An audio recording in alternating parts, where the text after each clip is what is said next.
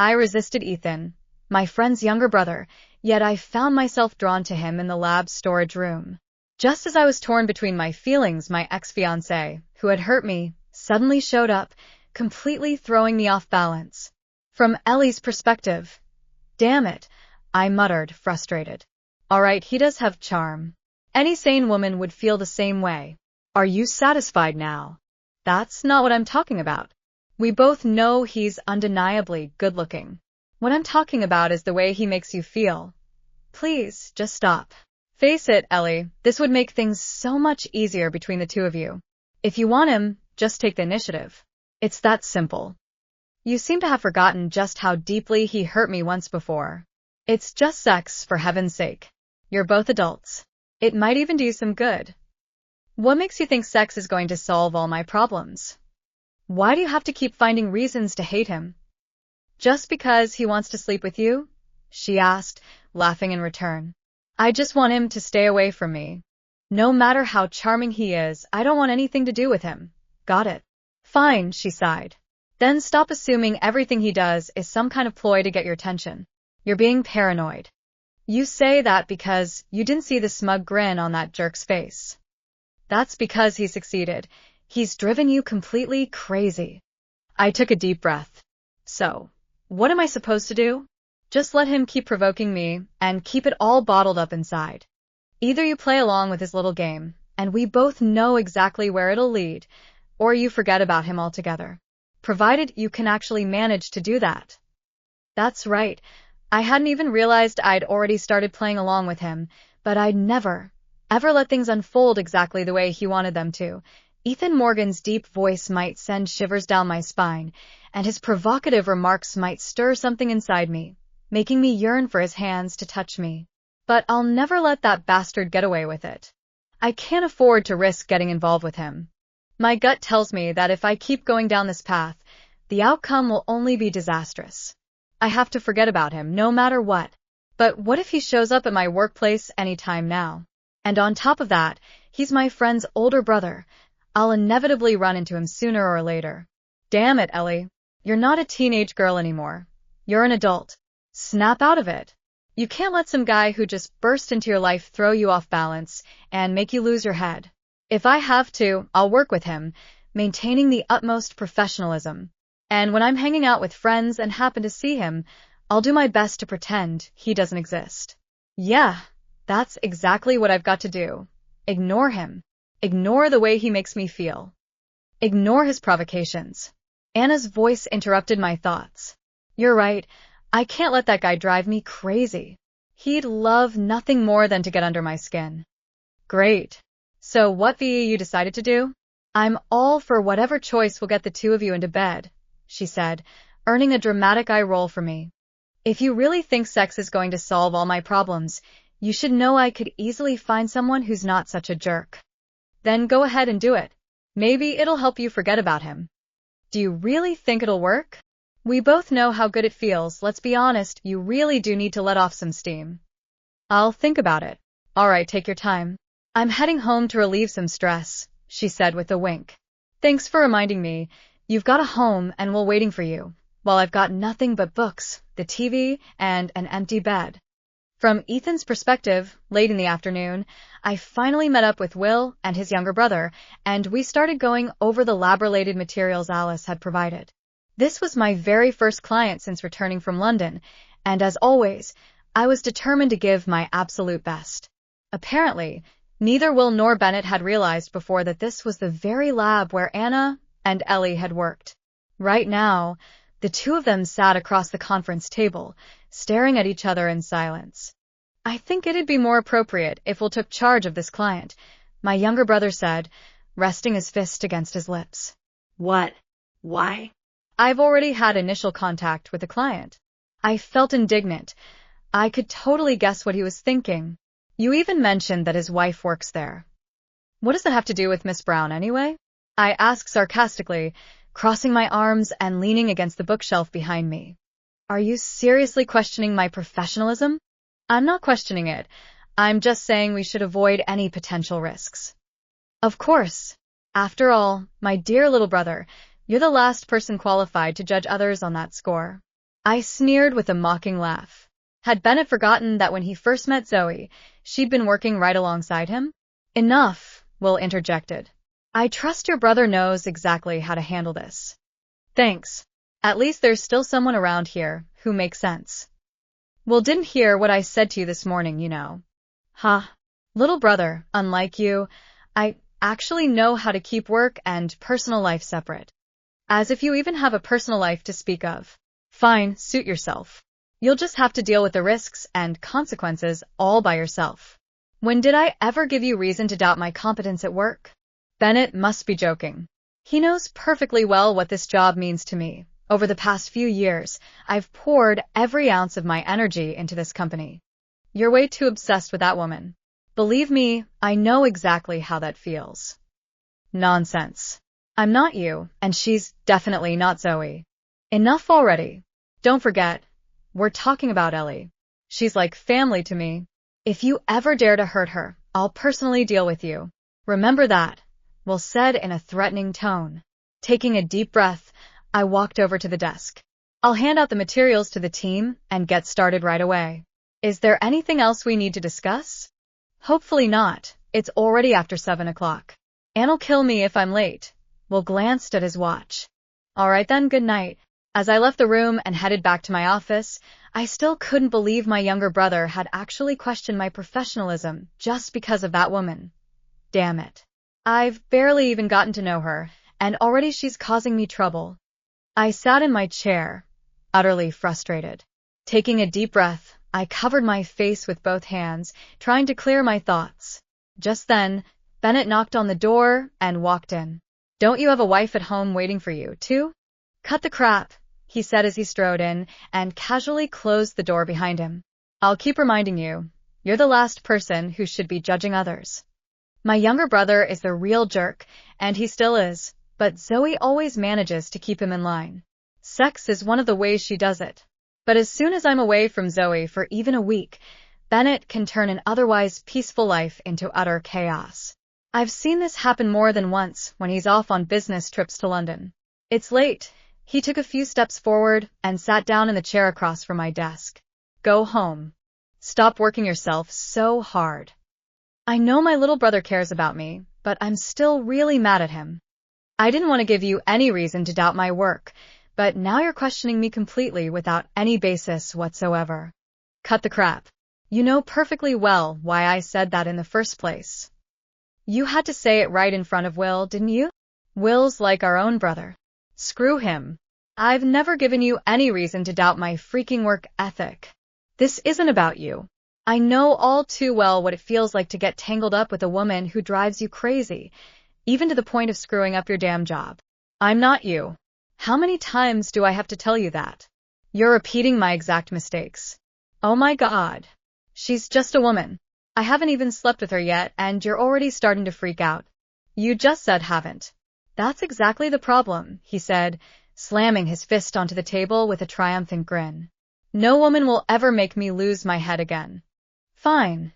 Now not only do you have to worry about life throwing obstacles your way, but you've also got to worry about Will. What do you want me to say to leave you alone? Huh?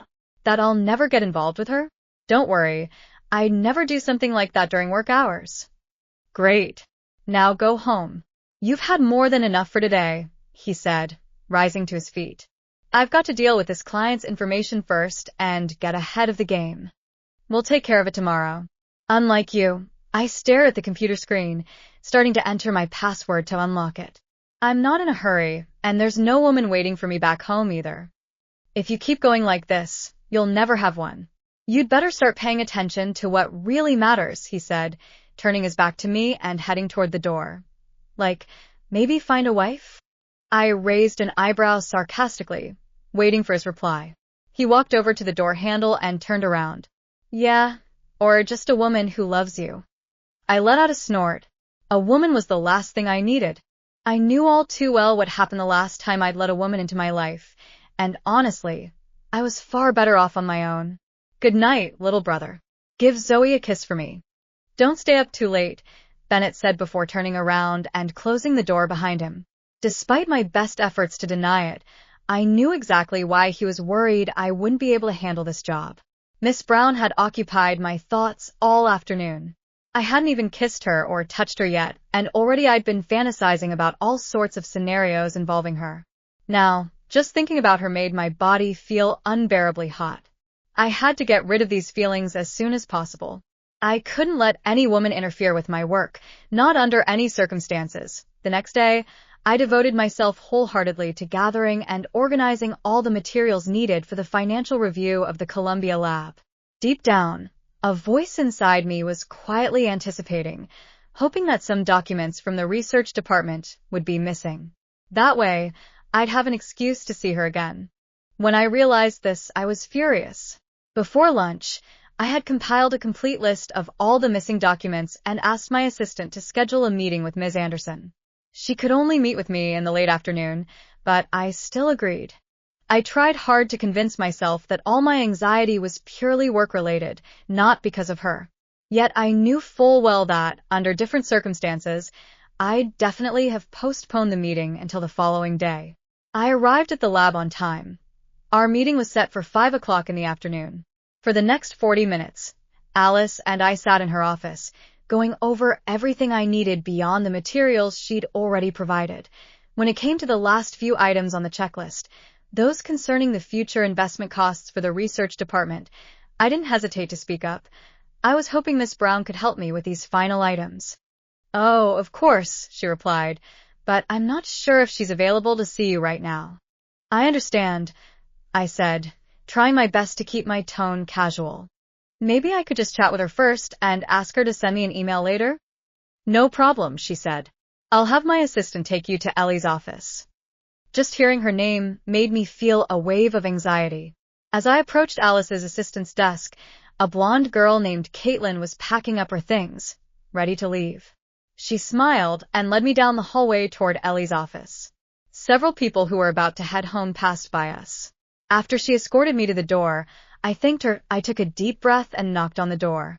After waiting 30 seconds, I knocked again, and only then did I realize she wasn't there.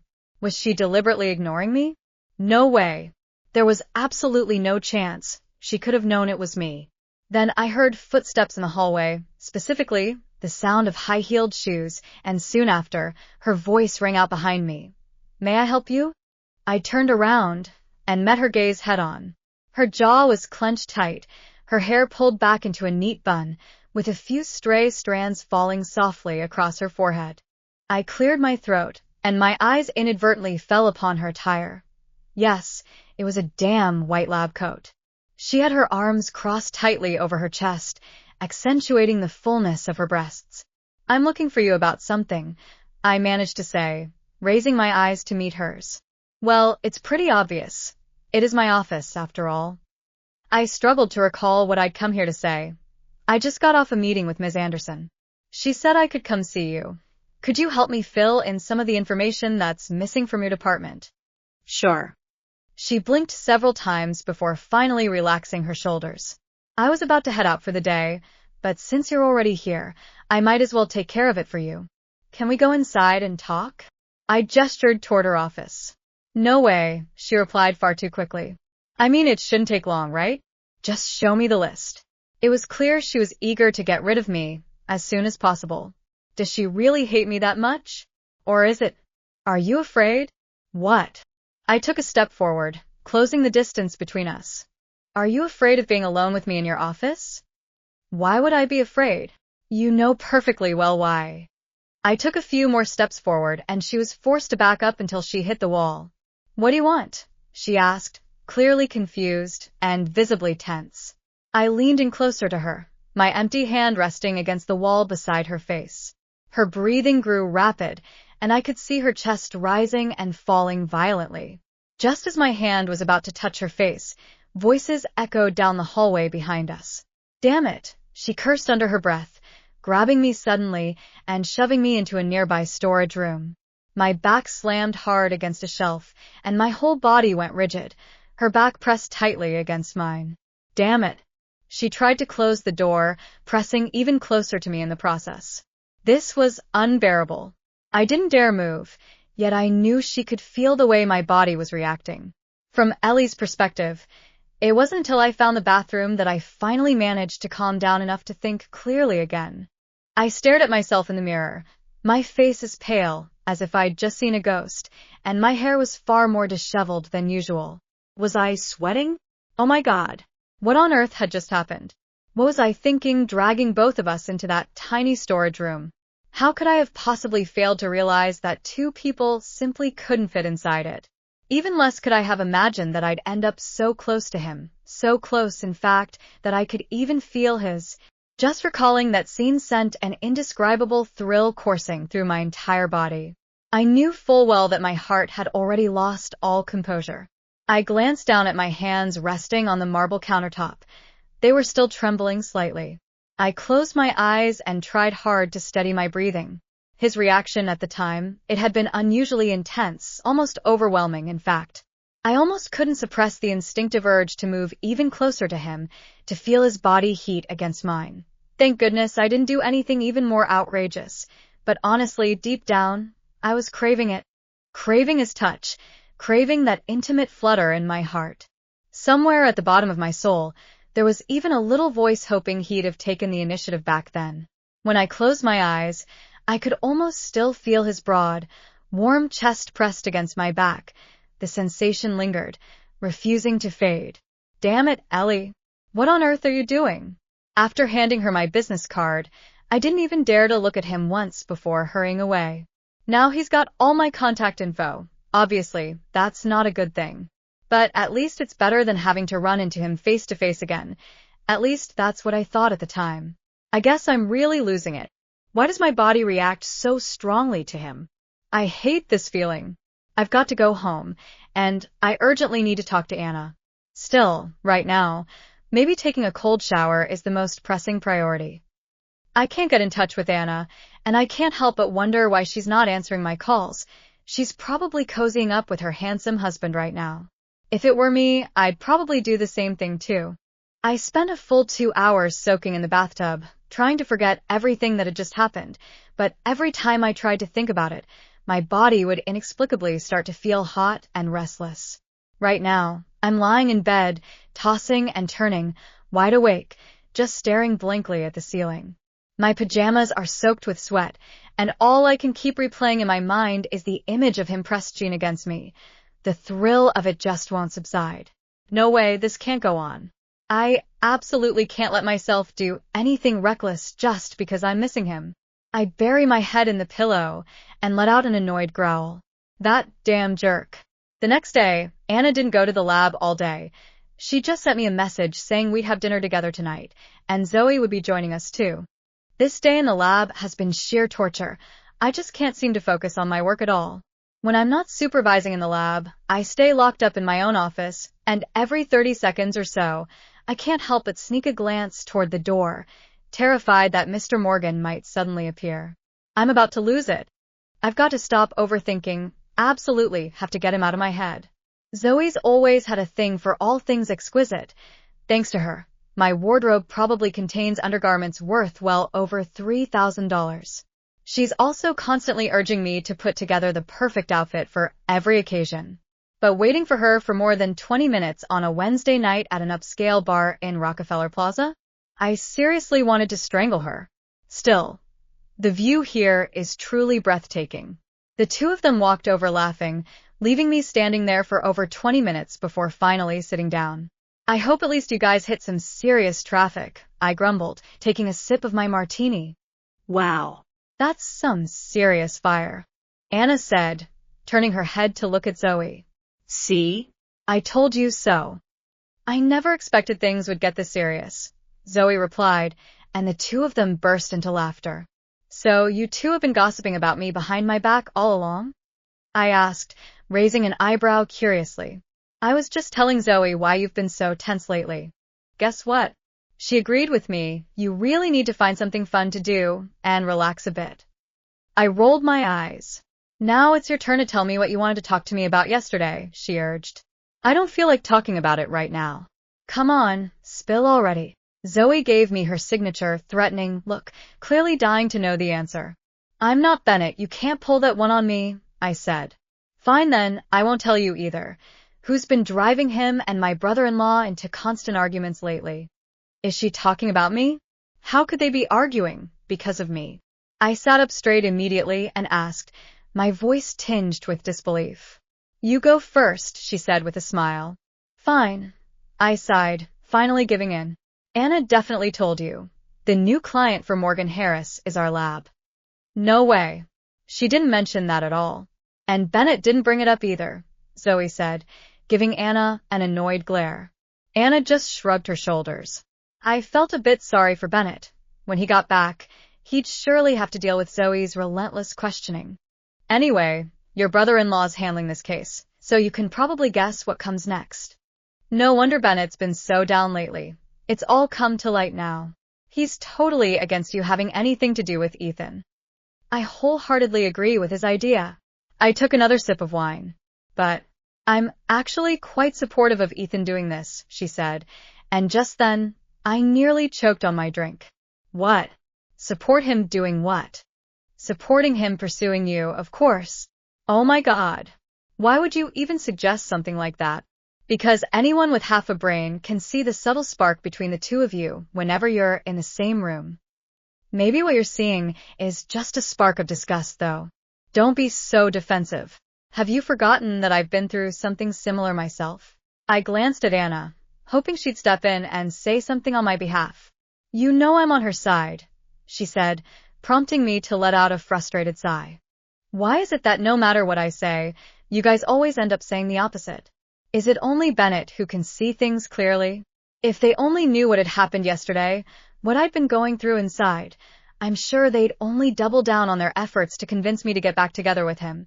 Bennett's just worried that the two of you might hurt each other, and now that this has also gotten tangled up with work, it's even more complicated. We all know too well what kind of trouble this could bring, Zoe explained. I'm definitely not going on a date with him. So, I hope you'll stop wasting your time trying to set us up. You all remember exactly what happened to me last time, yet you're still trying to push me onto another jerk. Wow. Do you really think Ethan is that bad? Zoe asked, frowning.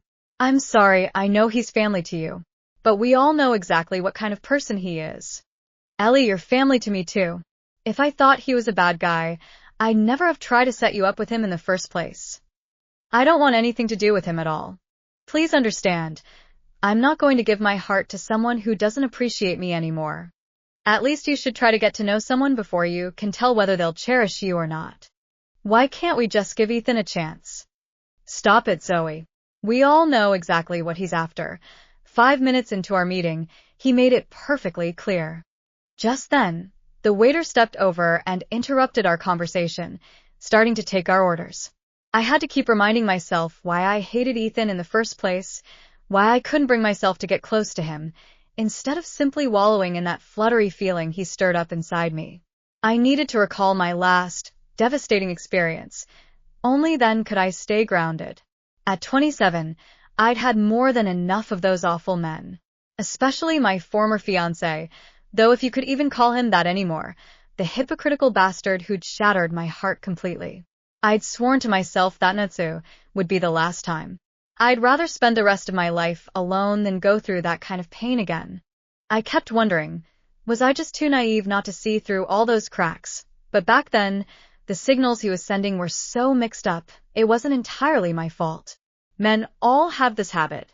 Those bastards just can't seem to learn how to be honest. They'd rather toy with a woman's feelings to get what they want, keeping up the charade just to keep the relationship going, as if we women were nothing but spares, to be used when they need us and tossed aside when they don't. Just thinking about it makes me want to rip off that bastard's mask, and my chest starts aching again and again. Todd Lockhart got exactly what he wanted. He used me and then discarded me like a piece of trash, as if I'd never even existed in his life. And yet, he was once the most important person in my life. I hate myself for still holding onto a tiny sliver of love deep down inside, even though I desperately want to erase every single memory of him. Ellie? Anna's voice pulled me back from my thoughts. Do you agree? She and Zoe both stared at me. Of course I do, I replied casually, completely clueless about what they were talking about. Instantly, the two of them burst into laughter. Looks like you think it's a good idea for Zoe to dig a little deeper into Ethan's background, too. Stop dragging this up with me already. Clearly, they weren't going to give up that easily. I mean, we know so little about his past, just that he's a workaholic. So I'm planning to wheedle some info out of Bennett, Zoe said. I don't care, and I'm not interested. I told Anna that if she's looking for some fun, I could totally find someone who's not such a jerk. Of course you could. Given your standards, no problem at all. But that's not the point. The real issue is the tension between the two of you. Maybe it'll spark something totally different. That'll definitely be an unforgettable experience, Anna said, making me burst into laughter. Though they can be annoying at times, I know they genuinely have my best interests at heart. If only he were half as nice as his little brother, you'd thank me for this someday. Zoe winked at me. Enough already. I get it. I can't convince you guys. So I'll just come right out and say it. Is there something you're hiding from us? Zoe raised her delicate eyebrows and asked. It wasn't on purpose. I just didn't want anyone else to see us. Both of them immediately sat up straight, leaning closer to the table, eager for me to keep talking. Accidentally, I ended up squeezing both of us into a tiny storage closet in the lab.